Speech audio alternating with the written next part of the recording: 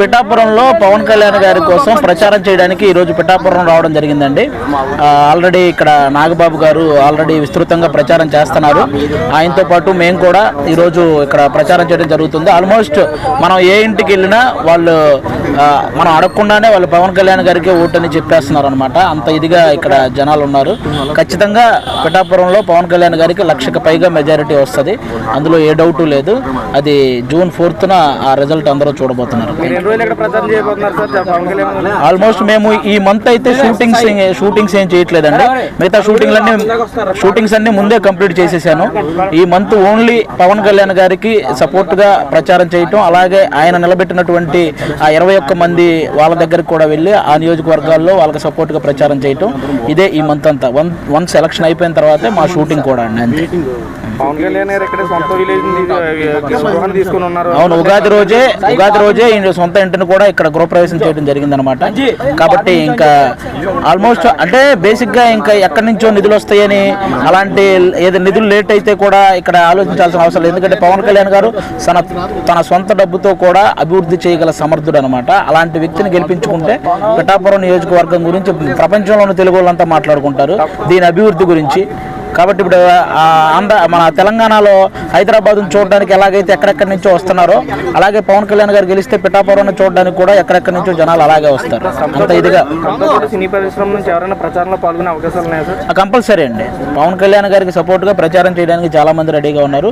ముందు రోజుల్లో చాలా మంది వస్తారు కూడా. పవన్ కళ్యాణ్ గారిని ఓడించేందుకు సుమారుగా మండలానికి ఒక 2 తప్పున బడా ఇన్ఛార్జీలు నియమించారని పలువురు ఆరోపణలు వస్తున్నాయి. అదేనండి, ఎవరిని నియమించినా ఎవరు ఏం చేసినా జనాలు అందరూ అన్ని గమనిస్తున్నారండి. ఈసారి కళ్యాణ్ గారిని గెలిపించడానికి సిద్ధంగా ఉన్నారు. అందులో ఏ డౌటు లేదు. ఆ దత్తాత్రేయ స్వామి దగ్గరుండి పవన్ కళ్యాణ్ గారిని గెలిపించుకుంటారు. ప్రతి పేదవాడి కుటుంబానికి సంక్షేమాన్ని అందిస్తూ, వారి పిల్లలకి చక్కటి చదువును అందిస్తూ, వారి కుటుంబానికి ఆరోగ్యశ్రీ ద్వారా, ఆరోగ్య సురక్ష ద్వారా నేను మీకు అండగా ఉంటాను అని చెప్పి ఆయన చేస్తున్న విధానం అన్ని రాష్ట్రాల ముఖ్యమంత్రులు కూడా ఈరోజు ఇన్స్పిరేషన్గా తీసుకొని ముందుకు వెళ్తున్నారన్న విషయం మీరు గమనించాలి. ఈరోజు మనకి 17 మంది ముఖ్యమంత్రులు ఈ రాష్ట్రాన్ని పరిపాలించారు. కానీ 17 మంది చేయలేని ఎన్నో గొప్ప పథకాలని, అభివృద్ధి కార్యక్రమాలని జగన్మోహన్ రెడ్డి గారు మాత్రమే చేయగలిగారు. మీరు కోవిడ్ సమయంలో చూసుంటారు, పక్కనే తమిళనాడు ఉంది, తెలంగాణ ఉంది, కర్ణాటక ఉంది. కనీసం మనుషులు ఏమైపోతున్నారో కూడా ఎవ్వరు పట్టించుకోలేదు.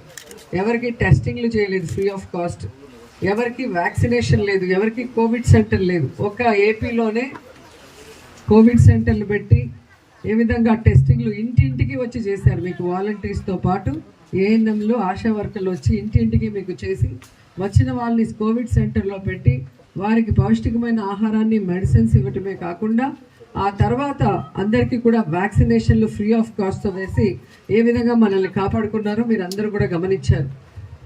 అలాగే మీరు చూస్తే ప్రతి గ్రామంలో కూడా ప్రతి ఇంటికి వెళ్ళి ఎంతమంది ఉంటే వెల్ఫేర్ స్కీమ్స్ అంతమందికి ఎలిజిబిలిటీ ఉన్న వాళ్ళకి సచివాలయ వాలంటీర్ వ్యవస్థ ద్వారా తీసుకొచ్చారు. గతంలో అయితే మండల ఆఫీసుల చుట్టూ తిరగాలి, లేదా నియోజకవర్గ స్థాయి నగరికి వచ్చి మీరు తిరగాల్సిన పరిస్థితి ఉండేది. కానీ ఈరోజు మీ ఇంటికే వచ్చి మీరు ఏ సంక్షేమ పథకానికి అర్హుల్లో తెలుసుకొని మీ దగ్గర పేపర్స్ కలెక్ట్ చేసుకొని అక్కడే అప్లోడ్ చేసి అన్నీ కూడా మీ గడప వద్దకే తీసుకొస్తున్న ఘనత జగనన్నకే దక్కింది. ఈరోజు ఇలాంటి చిన్న ప్రాబ్లమ్స్ కూడా అది ఇక్కడ లోకల్ ప్రాబ్లమ్స్. ఇప్పుడు శ్మశానానికి దారి అంటే పట్టా ల్యాండ్, ప్రభుత్వం డబ్బులు ఇస్తుంది కానీ పట్టా ల్యాండ్ని ఎవరు ఓనర్సో ఒకసారి గ్రామస్తులు మాట్లాడినా ఓకే, లేదా మాకు నెంబర్స్ ఇచ్చినా మేము మాట్లాడి చూస్తాం. వాంటెడ్గా ఇవ్వకుండా ప్రాబ్లం చేసే వాళ్ళు కొంతమంది ఉంటారు. కానీ గ్రామం కోసం మంచి మనసుతో డబ్బులు ఇస్తున్నారు కదా ఇచ్చేద్దాంలే కొంచెం ప్లేసే అనుకునే వాళ్ళు కూడా ఉంటారు. So will try for that.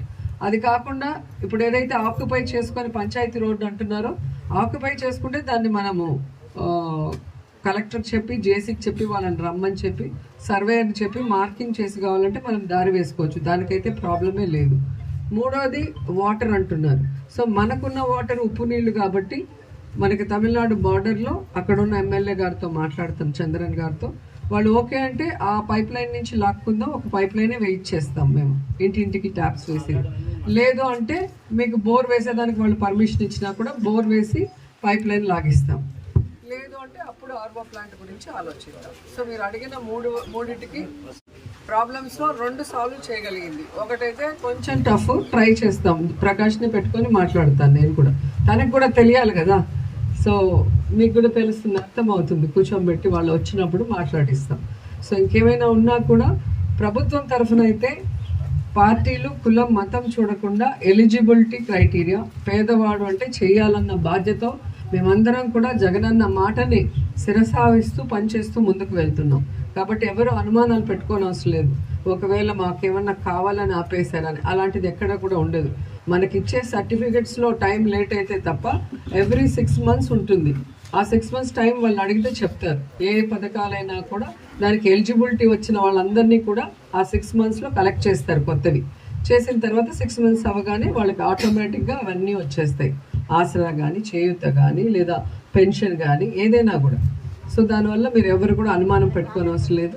ఏదున్నా కూడా మా వాలంటీర్ చెప్పినా ఓకే, లేదా మీ పంచాయతీ సెక్రటరీ ఉంటారు, వాళ్ళంతా మెరిట్ బేసిస్లో వచ్చిన వాళ్ళే. ఎవరికి ఇన్ఫ్లుయెన్స్ చేసినా కూడా వాళ్ళు మారు, వాళ్ళు సర్వీస్ ఓరియంటెడ్గానే ఉంటారు. వాళ్ళ దగ్గర మీరు చెప్పినా కూడా మీ పంచాయతీ పరిధిలోనే ఉంటుంది కాబట్టి సచివాలయం, మీరు అడిగినా వాళ్ళు ఖచ్చితంగా మీకు చెప్తారు. అలా ఏదైనా అనుమానం ఉంటే నాకు మెసేజ్ చేస్తే నా నెంబర్ ఇచ్చి వెళ్తాను.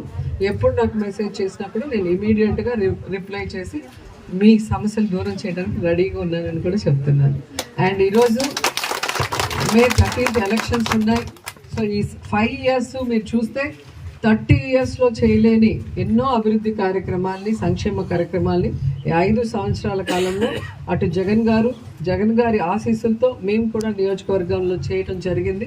సో మరొక అవకాశం మాకు ఇస్తే మళ్ళీ 5 ఏళ్ళు మీకు సర్వీస్ని అందించడానికి మేము రెడీగా ఉన్నాం. కాబట్టి ప్రతి ఒక్కరు కూడా ఒక్కొక్కరు 2 ఓట్లు వేయాలి. ఒకటి ఎమ్మెల్యేకి, ఒకటి ఎంపీకి. ఫ్యాన్ గుర్తుకు ఓటేసి జగనన్నని నన్ను ఆశీర్వదించమని కోరుకుంటూ సెలవు తీసుకుంటున్నాను. జై జగన్, జై జై జగన్.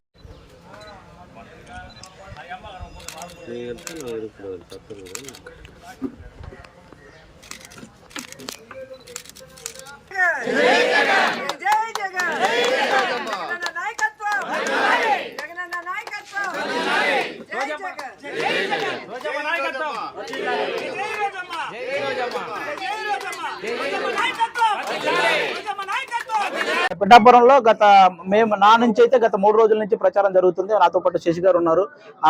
మేమంతా కూడా, ఆదర్బాబు గారు ఎప్పుడు ఉంటారు ఈ ఏరియాలో.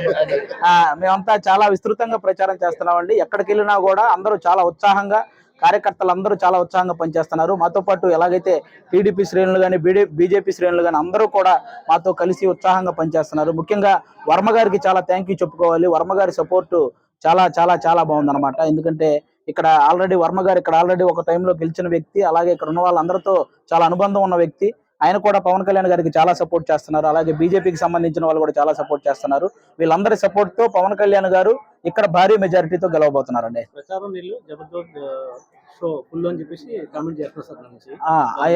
జనరల్ గా చెప్తున్నానండి, కమెడియన్స్ అనేది మేము ప్రొఫెషనల్ గా కమెడియన్ అండి, వాళ్ళలాగా పొలిటికల్ కమెడియన్స్ అయితే కాదండి. Thank you.